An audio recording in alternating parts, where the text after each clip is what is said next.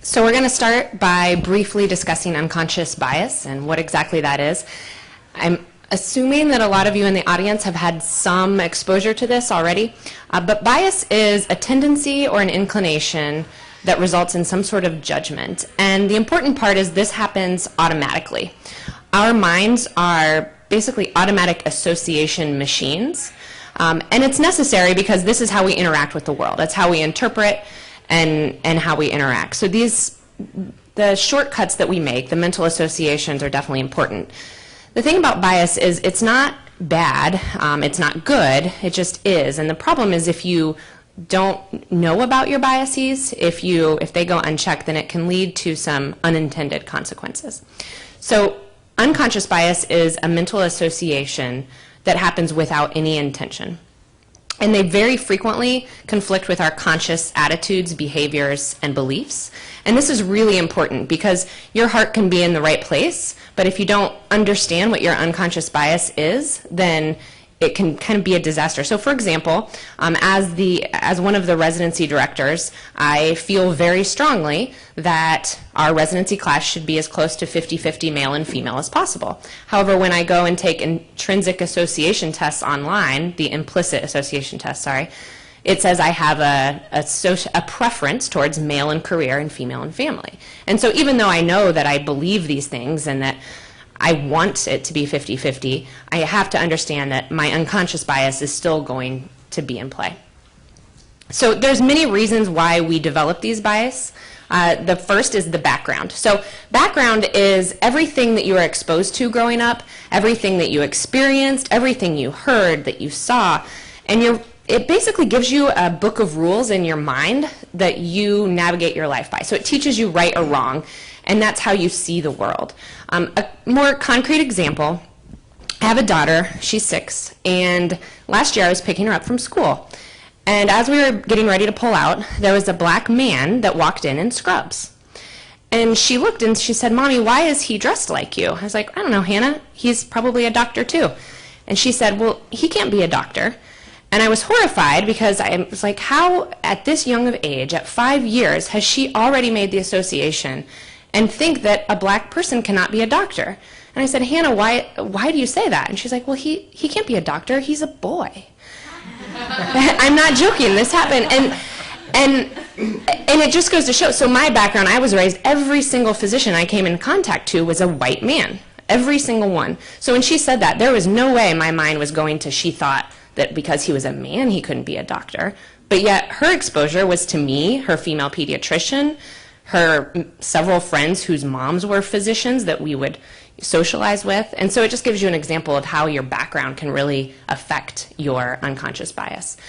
Selective attention is also really important because you see what you're looking to see, what you're expecting to see. So, for example, if I asked you to very quickly look around the room and count how many red things you see. Go ahead. How many red things are in the room? Okay, now close your eyes. How many green things were in the room? Right? And I know that's a silly game, but it illustrates that you really do look for what you're wanting to find. And the fast emotional side of our brain, which is a large part of our brain, is very important in this too. So luckily, we can get from A to Z very quickly in our mind. It's how we survive in the world. And we rely on our fast brain to do this, not our slow thinking metacognition brain. But our fast brain also is where our emotions and bias lie. And so we have to really, so it's our background that informs kind of how we live. And then the selective attention and fast emotional brain just really solidifies this. And it's kind of a vicious cycle. So you end up seeing the world as you are as opposed to what the world is actually like. What kind of bias exists? All of these things, and many, many, many more. How many of you wouldn't think about naming your child a certain name because of an interaction you had with one person one time? I mean, it's in every aspect of your life that you can see this. And why is this important to us? Because it's not only every aspect of your personal life, but professional life. When you interact with patients, when you interact with learners, all of your colleagues, these biases come into play. And then finally, and why we're here today, it definitely affects mentoring relationships as well.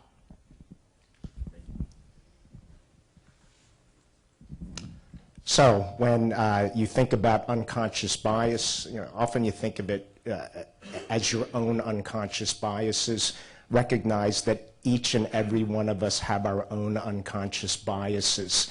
So you can imagine in the area of faculty mentoring, there are unconscious biases that are interacting with each other and what we will call a clash of unconscious biases. So see if this scene resonates with you at all. Hi, thank you so much for meeting with me today. I really appreciate it because I know you're really busy. So I wanted to get your advice on an opportunity that I was presented with recently. I'm starting to feel a little bit stretched too thin, and I want to figure out where I need to focus my energy. So as you know, I've been heavily involved in residency education, which I really enjoy.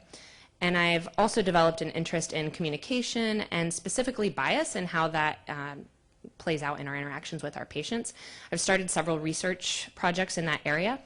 And the Office of Diversity Affairs came to talk to me about potentially going to a bias training workshop. And then they would want me to train others within the School of Medicine. I've also recently joined a lot of school committees, and I just don't know if this is the right timing, and I was hoping you could kind of help me figure out my path and what makes the most sense and where to focus my energies.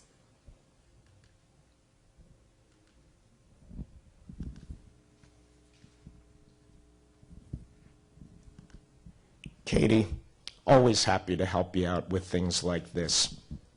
You know, I've been doing this mentoring thing for so long. I've mentored so many successful people, so I know what's going to be best for you. This sounds like a great opportunity. Stature in the medical school, it sounds great. You know, my only concern is I just don't know how you're going to get this all done. You know, you got a lot of stuff going on at home, got stuff going on at work. Just not sure how you're going to be able to do that, but I guess that's how we're going to, what we have to figure out is how we're going to best do that, right? Can't give up any of those other committees that you're on. It is important, all of those committees important to your professional advancement. Professional advancement is important to you, I'm pretty sure. We'll figure out how to do it. By the way, remember that conversation that we had about a month ago? Make sure you get all those publications done because it's really important to your advancement.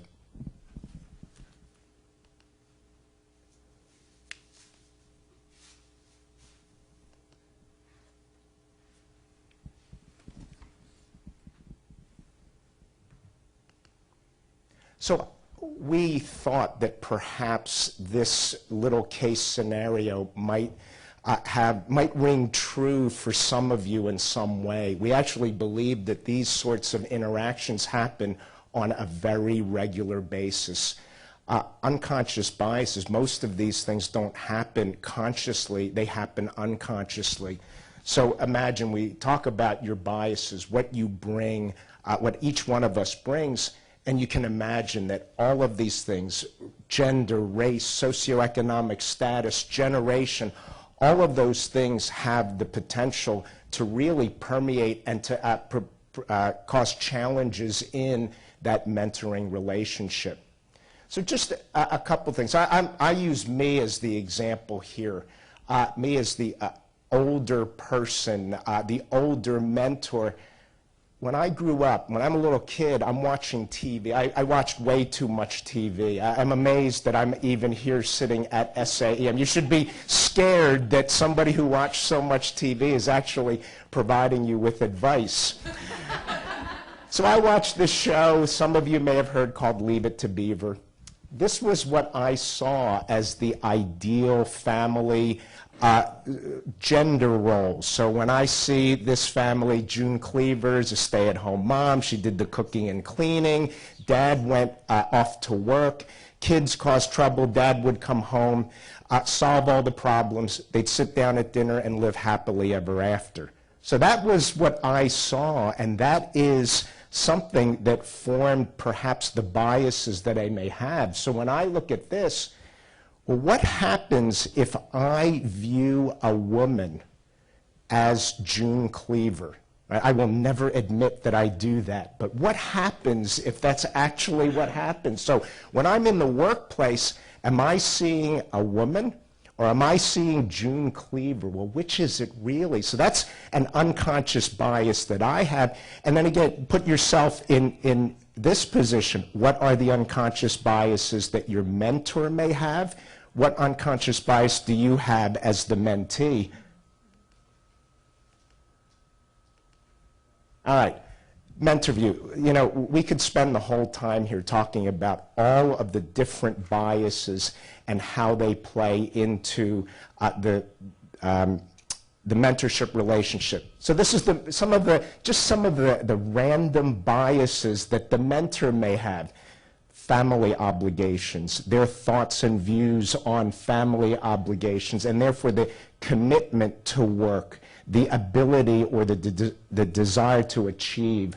What about opportunity types? Is it possible that I, as an older male mentor, may decide that perhaps a certain opportunity is best done by a certain group of people, which has the potential then to prevent somebody from actually achieving in an area that they may actually do best? Perhaps I give the soft sciences to certain people. Generational issues, just the difference in generation alone can cause certain biases. And obviously there's a power gradient. You know, I'm somebody who's been around for a long time. I've got a title in the department. There is a power gradient no matter what anybody says. And then how about from the mentee view, perhaps from your view when you go into this relationship? Well, perhaps you just have a preference for a certain group. You know, maybe Katie really would prefer to have a woman mentor. The mentee might question the competency of that particular leader for a variety of reasons. Generational issues again, the power gradient, and then the desire to please. So all of these play into that mentorship relationship. You know how complicated individual interactions can be. These are just some of the points that you need to consider in that particular relationship.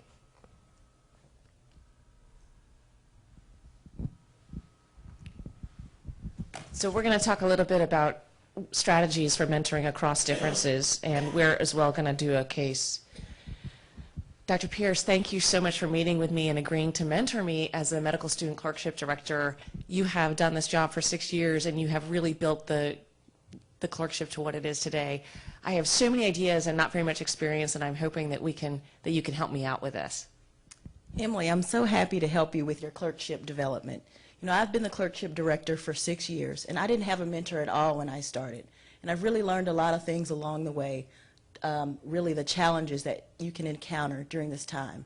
And I want to make sure you know that my door's always open. I'm always here. I know we might not accomplish things the same way, but I want to make sure you express to me what you're feeling, any challenges you're going through. I want my experiences to help you.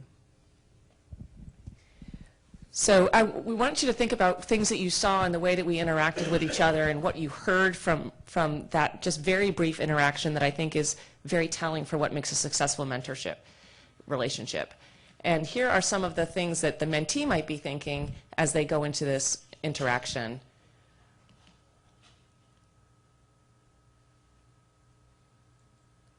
And then on the side of the mentor, there will also be some questions, fears, and underlying implicit biases.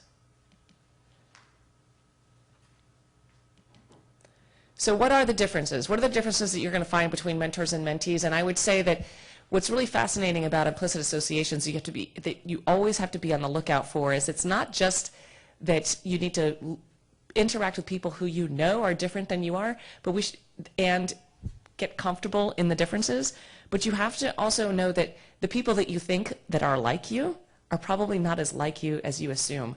So we talk about the big five a lot culturally: race, gender, ethnicity, generation, and sexual orientation.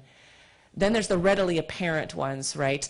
What is your power? What is your status? What is your personality? Are you an introvert or an extrovert? And then there's more subtle things that really play into how you work and what your motivations are. And you would not know this until you get into a really authentic and honest dialogue with someone. So the 4 steps and the keys to eternal happiness and success in life are to 1, these are the same things I try to teach my children, right? Manage your own emotions, please. Improve your nonverbal communication, manage your verbal communication, and learn to listen. Managing your own emotions. The most important thing to understand is that where there is discordance in a relationship, there is anxiety. It's measurable, it's proven. If I'm interacting with you and you and I are not alike in some way, we are both going to have anxiety, measured in heart rate, skin resistance for sweating, cortisol levels. Acknowledge that. Don't try to ignore that. Step into that space. I'm a big believer in acknowledging, first up, that there are differences between us. And I think you can do that in an authentic manner that is not abrasive or that does not increase anxiety.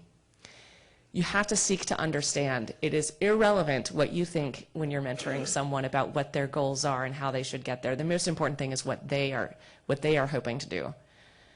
And stop. You know, as much as we want to acknowledge that differences exist and talk about them openly, also, you don't want to stay in that space because that's not what your relationship is. If you focus on that and you focus on your anxiety and, oh my gosh, I don't know if this is going to go well because we're so different and I don't know how this relationship is going to persist, that interaction is not going to go well. That anxiety that you feel is very palpable to the person on the other side. Instead, keep the conversation focused on the goals that you have and being egalitarian, and that will help you not put your foot in your mouth, step in it, be a donkey, any of the above. And remember that conflict is normal, and that's okay, and making that normal and making it okay to accept that you're going to have conflict in your relationship and see that as a point of growth and exploration. So next we want to think about improving our nonverbal communication. So much of what we communicate is not just the words. 55% of that's your body language. 38% is your tone. Only 7% is your words. So it's really important in that interaction and not just what you say, but how you interact with the person. Look at your facial expressions. Are you frowning?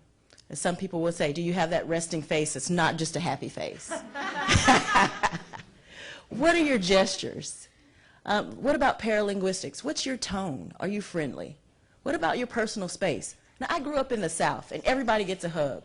All my friends, you know, they're right there in your face. But, you know, sometimes I want my personal space. Step back a little bit in this mentoring relationship. We can still get things across, but think about how the other person might feel. And then managing your verbal communication, that 7% is still very important. Again, focus on your common goals. Suggesting options is always important. Negotiation is key. You are probably coming at problems and issues from completely different perspectives, and neither one is correct. So you need to be comfortable that this is going to be negotiating. This is not going to be a top-down leadership role. And make a plan. Make a plan verbally. Make a plan for every interaction that you have. Be very clear, and that will serve you well.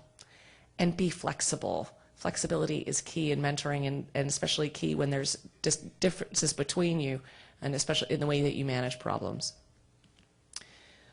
Authenticity is the key. If you get into your anxiety, you accept it, you focus on common goals, and you are authentic, even missteps and misunderstandings are very easily clarified. Discussing differences openly, I think, is also crucially important. Emphasizing common goals and remembering that conflict is normal. And learning to listen. You have to learn to listen and understand, not just reply. And that one's easy for me, because I would much rather listen to the mentee than actually be giving that advice. But you have to learn the difference in how to work together to get that information through.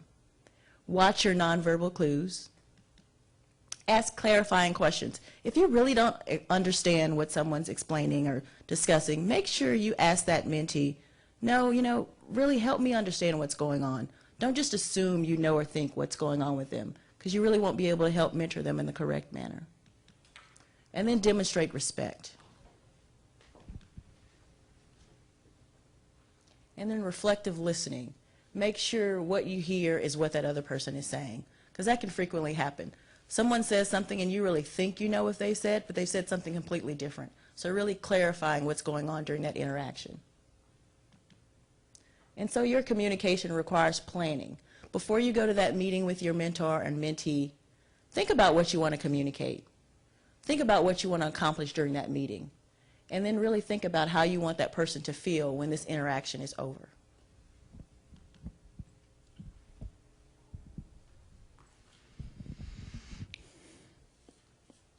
So for the next few minutes, we would like for you guys to work in groups. And so we have to be a little creative. So we can also mingle out there and kind of group people if we want and kind of stimulate conversation. And then we'll do this for about 5-10 minutes, and then we'll come back and kind of share what we are discussing and talking about. But what I want you to do is to think about, because I know we all have them, in your small group, think about some challenging mentoring experiences that you may have encountered when differences arose between you and your mentor or your mentee. And then talk about solutions or strategies that either you used or that you could have used to overcome these challenges. They gave some great examples of strategies to use. The slides are actually on the app, and we can go back if you need me to go back to those slides to give you some ideas. But let's try either to kind of turn around, get a little creative, and find some people to talk to, and really to make this a rich discussion so that we can come back as a group and share some of our own challenges, because you have a panel of experts here today, if you do have a challenge that you don't have a solution to, that they could give you some advice. Sound like a plan?